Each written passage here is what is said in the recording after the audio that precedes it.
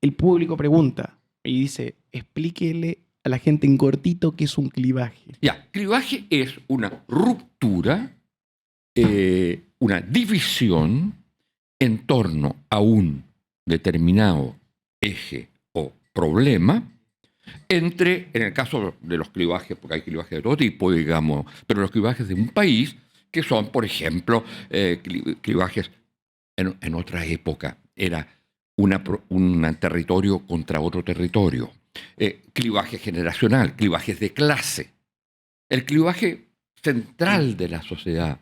Es lo que utilizas tú chilena para dividir, ¿no?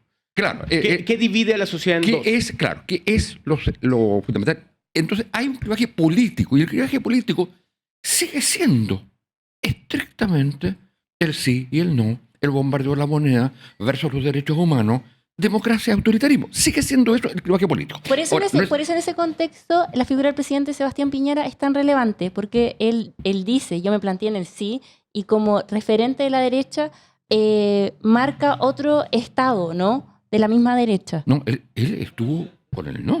No, perdón, Claro, sí, por eso hace una mezcla. Sí, Claro, él estuvo con el no, y entonces a eso quería ir yo, en el sentido que cuando se trata de resolver políticamente los distintos clivajes que tiene la sociedad chilena, ¿cómo se alinea? ¿Quién hoy día hegemoniza a la derecha? Siempre la hegemonizó, salvo en el periodo de Piñera, que era precisamente el único que quedaba en la derecha que había votado por el no, que a diferencia de otros de derecha que se fueron hacia la concertación. Pero el resto de la derecha era claramente... ¿Y quién manejaba la derecha? Hasta Piñera. La UDI. ¿Y qué es lo que es la UDI? La UDI es la expresión, como lo decía su declaración de principio, después la alejaron, ellos estaban para preservar la obra de Pinochet en Chile. Para eso está. Es el único partido que se crea en dictadura, probablemente tal como partido de la dictadura.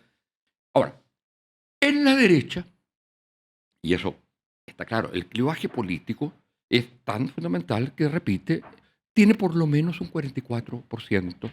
Ese es el piso. El piso del sí. Claro, ese es el piso de la derecha.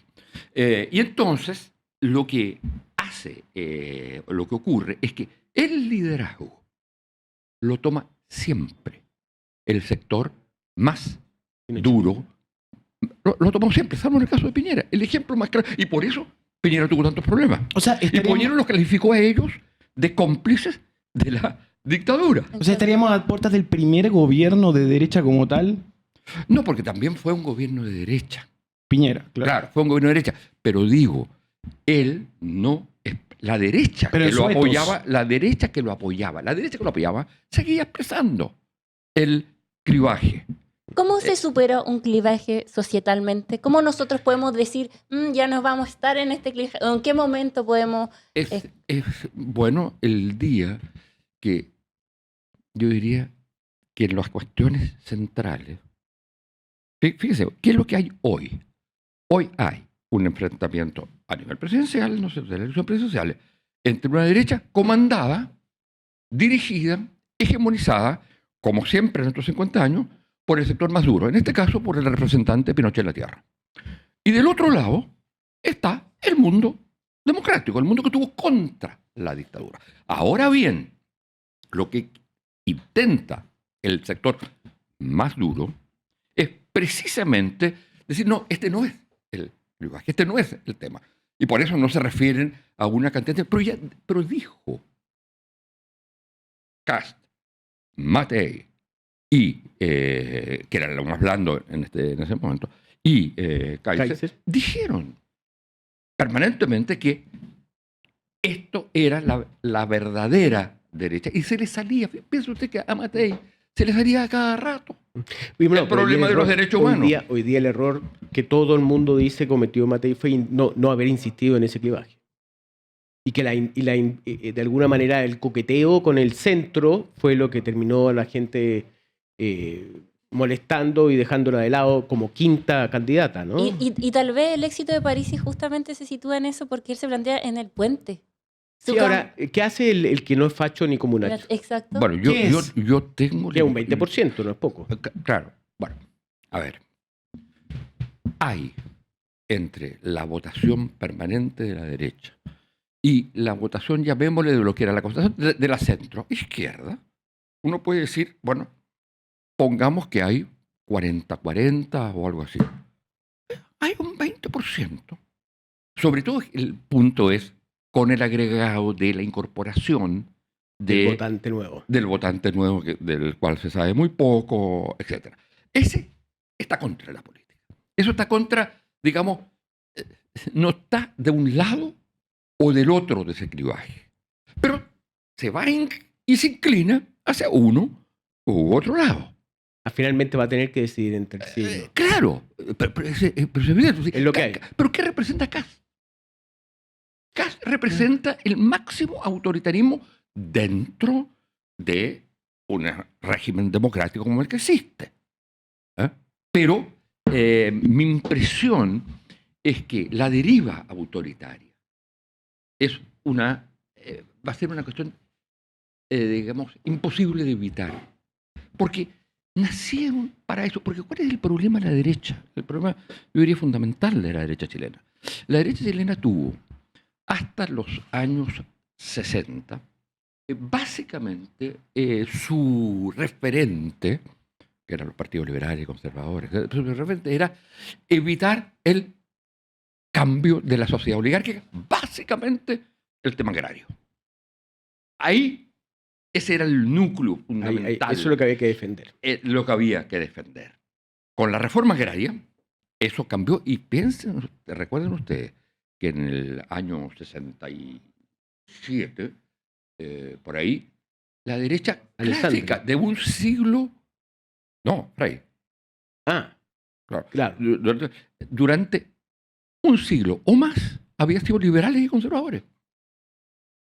Y después de un siglo cambia y se transforma en Partido Nacional, donde quienes lo dirigen es el sector más autoritario, precisamente por el rechazo a la reforma agraria. Y entonces deciden llevar a Alessandri, etc. Bueno, pero no tenía un proyecto, la derecha, sino defensivo.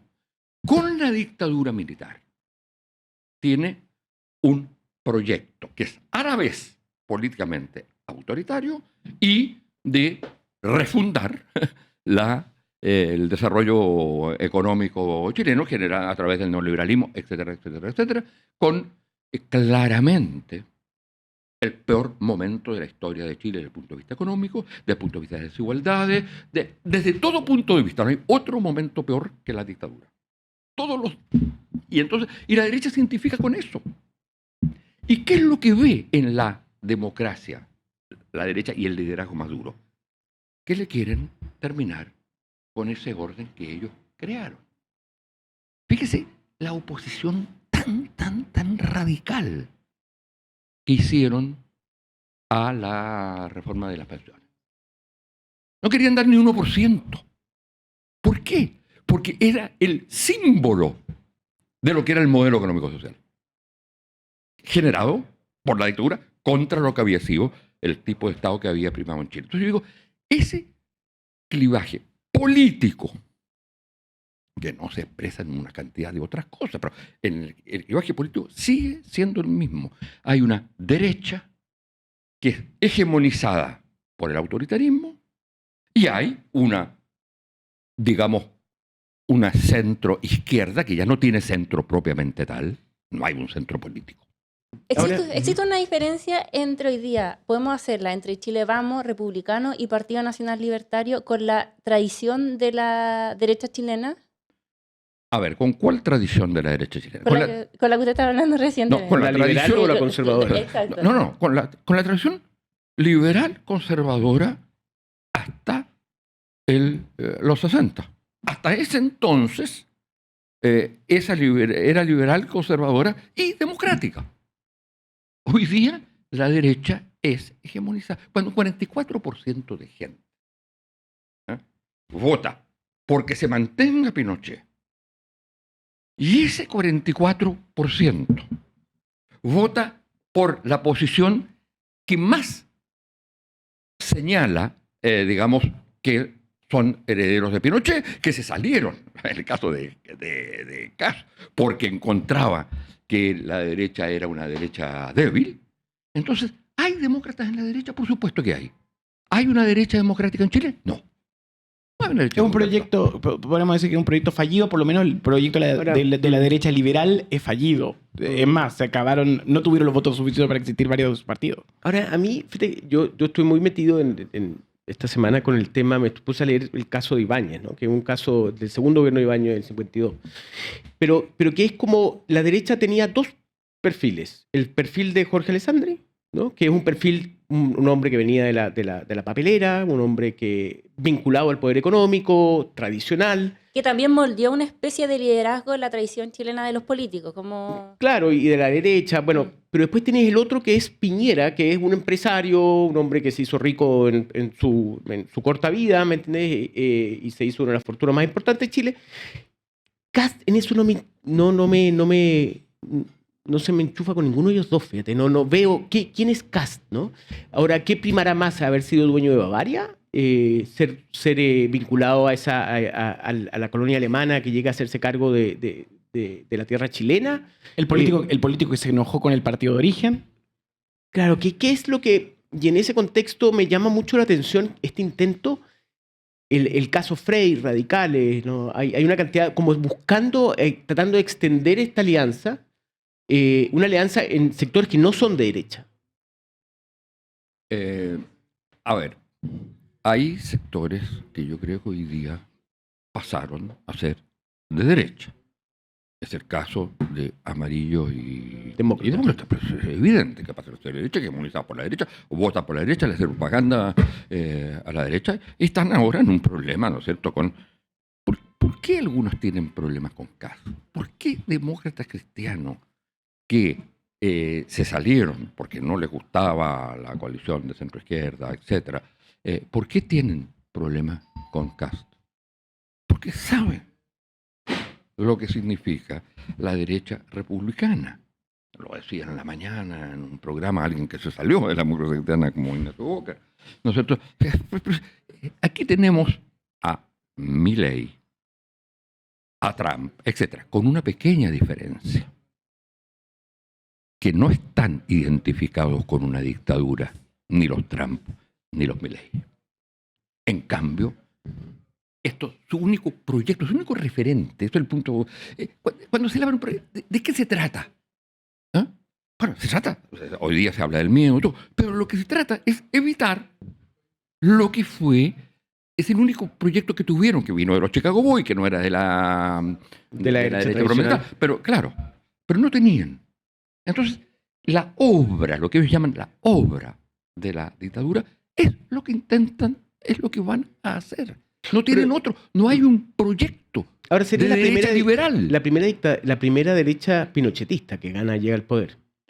Yo diría... Porque Piñera, uno hablaba con gente, el empresariado, decían Piñera es un demócrata cristiano, finalmente. Piñera no era pinochetista. No.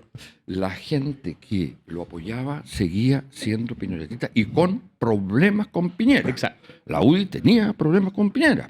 El empresariado tenía problemas con Piñera. Claro. Pero ahí, ¿por qué no? El empresariado puede haber sido más problemas de visiones dentro de lo que es el mundo empresarial. Ahora, Piñera era un hombre claramente del mundo, llamémosle, de derecha económica, si se quiere, aun cuando tenía componentes social cristianos por cuestiones familiares, etcétera, pero era claramente un demócrata. Eso es indiscutible que era un demócrata. Manuel Antonio, es interesante lo que dice, porque probablemente hay una generación de personas, que muchas que nos ven, que no vivieron el pinochetismo. Entonces, voy a hacer una pregunta para un sociólogo. ¿Qué fue el pinochetismo? ¿Cómo lo detecto en mi vida diaria? ¿Está presente? ¿Es un fantasma? Está, además de decir usted, bajo su punto de vista, porque usted me está diciendo, está a punto de ganar el pinochetismo. Miren, muchachos, está a punto de ganar. ¿Cómo es? ¿Qué piensa? ¿Cuáles son sus bases? ¿Cómo trata el mundo? ¿Cómo interactúa con el mundo de hoy? Lo lee de una manera, digamos, actualizada, porque se tiene que hacer cargo de de que la sociedad ha cambiado.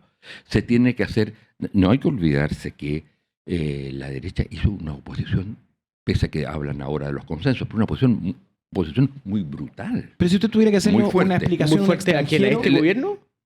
No, digo, a los gobiernos de la concertación. Ya. Claro. ¿Ah? O sea, Entonces, lo que yo tengo que explicar, pero ¿sabe qué? Piensan, pregúntele, piensan lo mismo que se pensaba en la época de Pinochet, solo que están actuando en democracia. Y desde ahí, ¿qué es el pinochetismo? El pinochetismo es, 1, autoritarismo. 2, neoliberalismo, que es raro en el Estado, pero que es su manera de afianzar la dictadura y por lo tanto el autoritarismo a través de un modelo económico-social que consagra fundamentalmente la desigualdad, fundamentalmente el individualismo, que saca al Estado de lo que había sido el rol en la sociedad chilena con todos los problemas que tuviera, que era la preocupación por la educación, la preocupación por la salud, la preocupación por las pensiones, por la vivienda, por las pensiones, la preocupación por el trabajo. El Estado jugaba un rol fundamental. ¿De qué se tratan los 7 planes fundamentales de la dictadura, sin lo cual no habría tenido, digamos, proyectos salvo matar, que era lo que hacía hasta entonces? Cuando viene el otro Piñera y implanta los planes famosos estos de José Piñera. José Ministro Piñera, de Trabajo claro, de Pinochet. claro, que son todos los planes de que tienen que ver con salud, educación, que es la privatización. Reducción del Estado. La reducción del Estado y entrega al mercado, mercantiliza todas las relaciones. El resultado final fue lo que pasó con lo que intentó hacer la concertación de mejora, pero terminó con un país enteramente, o sea, con la gente enteramente endeudada. Si Y Pinochet- eso lo entiende alguien que podría ser considerado de derecha, pero que se distancia precisamente por eso, que es París. París está, y volvemos al tema de la votación, precisamente en que hay un sector que no se identifica en este clivaje político, que rechaza la política. Y en este momento donde está Trump, está Bolsonaro, está Víctor Orbán en Hungría, Santiago Abascal en España, ¿ese pinochetismo cuál de todos esos sabores se parece? Bueno, yo creo que el pinochetismo, llamémosle civil, yo creo que se identifica, es cuestión de ver lo que ha dicho Kast. Si va a las reuniones con Trump y con Milei, va a las reuniones con, ¿cómo se llama? Bukele. Meloni, pero Meloni es un caso raro. También me llama la atención de que la primera ministra, ¿no? Italiana. Ella ha ido, ha sido primero el gobierno más exitoso de Italia, que ha permanecido más tiempo, o sea, que pasó el año habitual que duraba un gobierno en Italia, y ella se ha ido al centro. Y ahora, si no se han dado cuenta que él, José Antonio Cast habla con Meloni, va a visitar a Meloni. Ahí hay un coqueteo más centrista que lo arbitrario que era con Urban, ¿no? Cuando va, ellos dan muchos ejemplos del caso Urban, el caso de Bukele. Han tratado de eludir esa parte autoritaria. Recordemos que en un En la debate visita. le preguntaron qué líder internacional se asemejaba y él no quiso levantar la mano para responder esa pregunta. José Antonio Cast. Quería preguntarte... Pero es interesante lo que se plantea ahí, pero piensa tú, ¿qué régimen tiene Italia y qué régimen tienen todos los otros que nombraste? Democracia. No digo democracia, son todos. parlamentario. Parlamentario y el otro presidente. Entonces es muy distinto un primer ministro o primera ministra que necesita... tiene que negociar y que todo lo demás con el presidente. Entonces él dice que se identifica con eso. Pero la verdad es que todo lo que plantea y la manera como lo plantea desde mucho tiempo atrás, que es un total negacionismo a reformas sociales, a planes sociales, al Estado. Kast tiene una cosa que es interesante, que es el más, yo creo, a diferencia de lo que opinan muchos, que no es necesariamente populista, es básicamente un conservador. Y es fascista. Es un conservador autoritario. ¿Tiene Es un concepto neofascista? autoritario. Yo no usaría ese concepto, es autoritario. Yo creo que todo su planteamiento y su, digamos, invocación a lo que fue la dictadura, su defensa de eso, prueba que no es democrático, que es autoritario. No sé, no creo que se le pueda aplicar por el fascismo o neofascismo. Pueden haber componentes, pero el fascismo o neofascismo tiene que ver con un tipo de organización de la sociedad que no está en él. Él tiene, en materia económica, es un neoliberal. Usted dice, ojo, identificar el fascismo, identificar en qué estado deja la sociedad. Porque de alguna manera es una cuestión más bien ambiental o de etos en la conversación pública, privada. Sí, cuando se habla de fascismo se habla básicamente de el componente no democrático. Claro. Pero, por ejemplo, cuando se habla, al comienzo se hablaba de la dictadura fascista. La dictadura era una dictadura, si usted quiere, tiranía, pero no era fascista. El fascismo organiza políticamente, en eso se acerca más el autoritarismo actual. Había siempre un partido fascista. No eran militares. Habían ganado una elección y luego daban el golpe. Desde el fascismo, nazismo, etc. Y entonces el elemento de intentaban movilizar gente. Las dictaduras militares hacían todo lo contrario de movilizar. Entonces, en ese sentido, yo creo que pueden haber algunos elementos, pero no se puede confundir represión con autoritarismo. No, represión con autoritarismo sí, pero represión con fascismo, no todo el que reprime es un fascista. Entonces, en ese sentido, se puede usar la palabra para querer indicar algo, pero yo creo que no es la palabra adecuada. Yo creo que estamos en presencia de regímenes, de regímenes que no son democráticos, que van a ser una combinación, pero que como están enmarcados en la democracia, su talante autoritario tiene límites. Pero, insisto, están identificados con la herencia de un modelo económico social que fue generado por la dictadura. Y como la dictadura generó eso, generó un modelo económico social que, digamos, es el predominante. Fíjense que en los otros países no hay referencia a las dictaduras militares. No hace Milei referencia a la dictadura militar. No hacen... no hacen... no son los herederos de... El que más se podía acercar a eso, porque era militar, habría sido Bolsonaro.